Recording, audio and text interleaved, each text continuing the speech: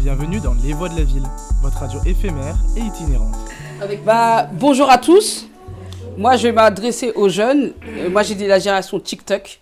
Voilà, moi, j'ai dit la génération TikTok parce que c'est comme ça que je vous appelle. C'est comme ça que j'appelle mes enfants, pareil. Quand j'ai fait cette vidéo à l'époque, enfin, il y a quelques mois, j'avais 5 enfants. Aujourd'hui, j'en ai 4. J'en ai perdu un il y a quelques mois. Alhamdoulilah. Comme on dit, on se connaît nos dates de naissance, mais on ne connaît pas nos dates de décès. Récemment, j'ai eu 16 ans. Le 16 janvier, j'ai eu 42 ans. Et j'ai ma fille de bientôt 4 ans qui a échangé les lettres. Donc ça faisait 24. Et mon mari me dit, t'as pas 24. En fait, t'as 42. J'ai dit oui. J'ai dit, ma fille, elle a raison. C'est 24. C'est l'âge mental. Et 46 et 42, c'est sur les papiers. Voilà. Voilà, tout simplement. Et en fait, ce que je disais, aujourd'hui, on n'a qu'une seule vie. On vit qu'une fois. Donc, même si on a des échecs, il faut continuer. J'en ai 42, j'ai dit, donc 40 ans, je crois, j'ai passé mon BPGEPS. 41, j'ai passé mon BPGEPS. J'ai dû retourner à l'école. Aujourd'hui, je suis coach sportif. Je suis prof de danse. Pourtant, avant ça, j'ai fait le ménage dans les immeubles et autres. J'ai tout fait. Hôtesse de caisse, j'avais mal au dos, j'avais ma ceinture. Ça veut dire que quand on veut vraiment dans la vie, on peut. Pourtant, j'avais fait ma fille à 4 ans bientôt. Oui. C'est quoi BPGEPS en fait, c'est un diplôme d'État où je peux enseigner tout ce qui est sport. Tu veux faire de la sport? Tu veux faire du sport? La danse? Voilà. En fait, les jeunes, dans la vie, tout est possible si on veut.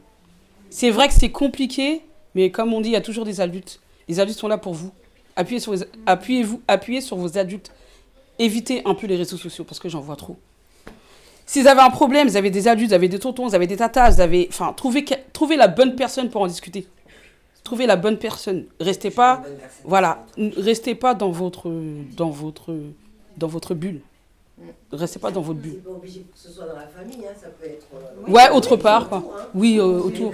Trouvez la bonne personne, voilà. Et je dirais, force à vous, la jeunesse, parce que franchement, vous nous avez donné vraiment parce que j'ai des enfants, mais... Vous avez vraiment donné du boulot, en fait. Parce que, moi, c'est génération 84. Nous, nos parents, quand ils nous parlaient, on comprenait. Mais vous, on vous parle 10 fois. On va dire 1, vous allez dire 2. On va dire 3, vous allez dire 4. On va lever la main gauche et lever la main droite. C'est compliqué. C'est très compliqué. Et après, il ne faut pas oublier, vous grandissez, mais s'il vous plaît, grandissez pas trop vite. Mais ça cause des réseaux. C'est pour ça qu'il faut rester un peu les pieds sur terre. Même qui grandit, qu'ils ont l'âge de 14 ans ou 20 ans, c'est la même chose. Quand on dit quelque chose, c'est à gauche, mais c'est pas à droite. C'est ça.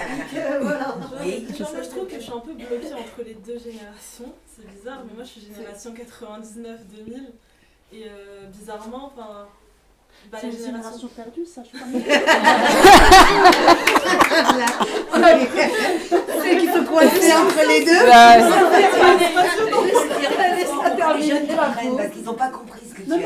Mais du coup, désolée, mais j'avais vu sur les réseaux, sur TikTok, que ceux qui sont nés entre les 99, 2000, 98, là, c'est les générations perdues. Alors, confirmez-moi ou pas, je ne sais pas. Et Laura, est-ce qu'elle est une génération perdue? Non.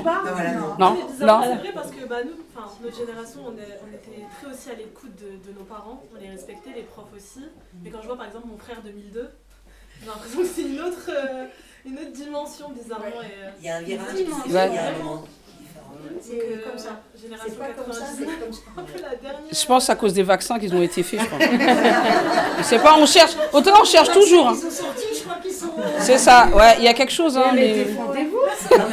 On cherche, on essaie de trouver. On sait pas. Qui écoute vraiment ses parents? Qui écoute? Qui écoute vraiment ses parents? D'un oreille. J'aimerais encore écouter ma Qui écoute d'un oreille. Parce qu'on écoute d'un seul oreille. On dit oui, on est sorti. Et après on a oublié. Et tout le temps, si on dit on a oublié, il faut tout le temps répéter. Ouais, et quand on répète, Mes parents, ils étaient encore là. Juste le regard. Juste mon regard. C'est ça. Mais là, on est... On parlait, et dès qu'on disait un mot de travers ou quelque chose, on comprenait.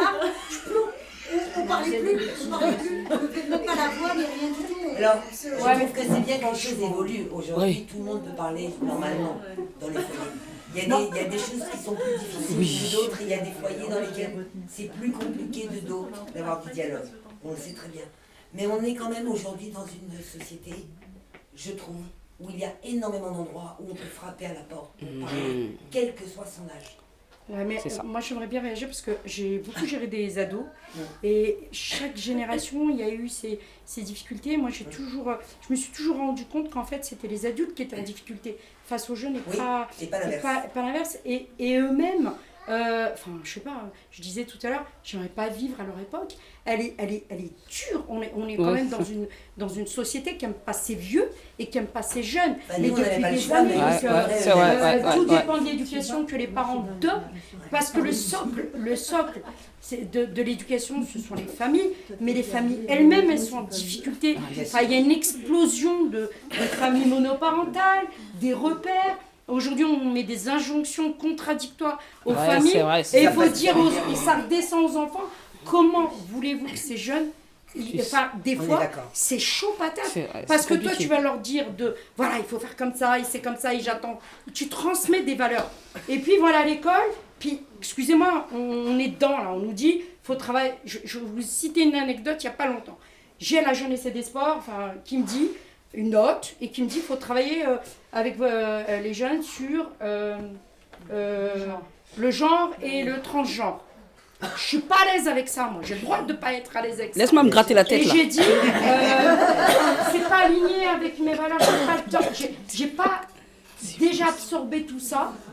Et comment je le distille après? Ça veut pas dire que je suis homophobe et que j'aime pas les gens ou que je le prends pas en considération. Par contre, je maîtrises pas. Je maîtrise pas et c'est pas aligné avec mes valeurs. Donc comment je fais avec quelque chose sur lesquels je suis pas alignée? Moi, j'ai besoin de sécuriser ce que je sais, ce que je maîtrise. Et je vais aller voir des jeunes, je vais leur dire, bon, allez, qu'est-ce que je leur dis? Et donc, en fait, on est dans une situation, très sincèrement, dans un pays où aussi il y a des choses qui sont de l'ordre de l'injonction contradictoire. Et ça, c'est pas toujours facile. Donc moi, je crois que aimer la vie, t'as dit quelque chose de super fondamental, ma soeur. T'as dit, tu sais quand tu nais, tu sais pas quand tu pars. Et t'as dit, il faut profiter de la vie. Moi, je crois qu'on peut être tous d'accord là-dessus. Moi, je vais vous dire, mes enfants, profitez de la vie. Faites ce que vous aimez, franchement. Ça veut pas dire de faire que des dingueries. Hein. Parce que quand vous faites des dingueries, je vais finir là-dessus. Hein. Quand vous faites des dingueries, c'est les mamans et les papas qui souffrent. Moi, j'ai 56 ans. J'ai perdu ma mère il y a 5 ans. Et bien, que tu aies 56 ans, 54 ans, 20 ans, 15 ans, quand tu perds ta mère, tu perds une lumière et une boussole dans ta vie. Donc, protégez. Vous êtes assez grands pour aussi, quand vos mamans et vos papas vous disent, écoute, ça veut dire respecte-moi. C'est ça qu'ils vous disent. Respecte-moi. Donc moi, si j'ai quelque chose à vous dire, aimez vos parents, écoutez-les, aimez-les. Essayez de les comprendre. Du temps. Après, vos expériences, vous les ferez. Essayez de les comprendre. Parce qu'aujourd'hui, en fait, aujourd'hui, pour avancer, pour être bien, on va dire, on essaie de comprendre. En fait, c'est nous. En fait, on essaie de vivre avec nos enfants, en fait. On essaie de les comprendre. C'est même plus, en fait, nous, on essaye parce que ils sont tellement dans une génération TikTok, je sais pas, une génération bizarre. J'arrive pas à comprendre. Je sais même pas si c'est la génération. Moi, j'ai 68 ans. C'était déjà comme ça quand j'étais jeune. C'était comme ça? Mes parents et moi, on se comprenait pas. Ah, d'accord, ok. Mais je pense que c'est ce qu'on appelle l'avancée des générations. D'une façon générale, on traverse pas les mêmes époques et le monde bouge très vite. Très vite. Très, très vite. Donc, il est plus difficile pour des personnes avancées en âge d'avancer au même rythme que pour des jeunes qui s'adaptent à une vitesse grand V parce que c'est votre langage, c'est votre monde. Vous êtes nés dedans. Vous êtes nés dedans, nous, on est dépassés, donc on essaye de vous comprendre. On vous suit. Même si on fait des efforts, en fait, c'est presque vous qui nous éduquez sur votre monde d'aujourd'hui pour mieux vous accompagner. Par contre, amusez-vous, faites-vous plaisir, mais jamais au détriment des autres. Ouais. Le respect toujours avant tout. Le respect pour le respect avant tout. Voilà. C'est important. Moi, j'aime bien. Merci. Vous avez des questions? C'est pas grave, mais tiens, vas-y, va prendre la parole, mais avant, tiens, viens nous lire. Ça va faire très bien la jonction avec une petite lecture qu'on va nous faire. Ouais, elle a une question. Vas-y. quand on parle déjà, la plupart avec les ados, que ce soit les enfants ou n'importe, ils disent ah oui, mais la génération de vous, on ne dit pas là, il faut suivre la génération de maintenant, et ils disent ah, votre génération d'avant, c'est pas la même, alors nous on fait qu'est-ce qu'on veut. C'est ça. Donc voilà. Non, vous ne faites pas ce que vous voulez. Vous êtes mineur, vous ne faites pas ce que vous voulez. Il faut suivre les règles, il faut faire comme ça et comme ça. Ah ben non, c'est pas la même. Maintenant on s'en fout. C'est notre génération à nous et on s'en fout de la vôtre. La plupart, Moi, je vais finir par dire qu'en fait, on a... Comment dire je dirais qu'on a... Comment dire 2 éducations. On a notre culture, ce qu'on apporte à nos enfants, et on a celle aussi de l'école. Donc après, moi, en tant que parent, notre culture, ce qu'on met à nos enfants, en tant que parent, on n'a rien à se reprocher. Hein. On le fait très, très, très, très bien. Hein. C'est une fois après, dehors, nos enfants changent. Parce que c'est l'éducation de l'extérieur. Donc aujourd'hui, moi, je dirais à chaque moment, soyez fiers de vous. Soyez fiers de vous. Vous avez fait le maximum. Mais arrivé un moment, arrivé cet âge-là, 18 ans, majeur, là, France, ça y est, tout c'est terminé. On dit, maman, papa, j'ai 18 ans, je fais ce que je veux. Là, à partir de 18 ans, c'est plus notre enfant, hein, c'est l'enfant de l'État. C'est l'enfant de l'État, parce que tu as tout fait pour ton enfant. Et à partir de là, ça y est, c'est fini. Tu vas dire, sors pas, tu vas fermer la porte, tu vas ouvrir la porte, tu vas partir. Tu vas faire quoi? J'ai entendu, oui, 18 ans, tu es majeur pour le vote, pour voter. Oui, majeur, 18 ans, pour voter, tu es majeur avec ça. Mais tu as le droit d'être responsable de ton enfant jusqu'à 21 ans.